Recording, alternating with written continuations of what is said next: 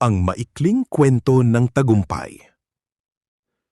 Noong bata pa si Lito, lumaki siya sa isang maliit na baryo kung saan ang pangunahing ikinabubuhay ay pagsasaka. Mahirap ang buhay nila at madalas ay kulang pa sila sa pagkain. Pero may isang pangarap si Lito. Gusto niyang makapag-aral at makatulong sa kanyang pamilya na makaahon sa hirap. Tuwing umaga, gigising siya ng maaga para tumulong sa bukid bago pumasok sa paaralan. Dahil walang pambili ng libro, nanghihiram siya sa mga kaklase at kinokopya ang mga aralin sa isang lumang kwaderno. Madalas ay pagod na pagod siya, pero hindi siya sumusuko. Sinasabi niya sa sarili niya, ang hirap ngayon ay magiging ginhawa bukas. Nang makatapos ng high school, nahirapan silang maghanap ng pampaaral para sa kolehiyo. Kaya naman, nagtrabaho siya bilang katulong sa isang tindahan habang nag-aaral.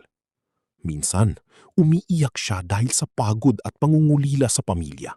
Pero lagi niyang naaalala ang dahilan kung bakit siya nandyan. Ilang taon nang lumipas, nakatapos siya ng kursong engineering. Hindi agad naging madali ang trabaho. Maraming pagsubok at pagkakamali ang dinanas niya. Pero dala niya ang disiplina at tiyaga na natutunan niya noong bata pa siya. Unti-unti, umangat siya sa kanyang trabaho at kalaunan ay nagtayo pa siya ng sarili niyang negosyo. Ngayon, hindi na lang siya ang umaahon. Tinutulungan na rin niya ang ibang kabataan sa kanilang baryo na makapag-aral at nagbibigay ng trabaho sa mga kapitbahay. Sabi niya, ang tagumpay ay hindi lang tungkol sa sarili, kundi tungkol din sa pag-angat ng mga taong nasa paligid mo. Aral, ang tagumpay ay hindi dumarating ng biglaan. Ito ay bunga ng tiyaga, disiplina at hindi pagsuko kahit gaano pa kahirap ang sitwasyon.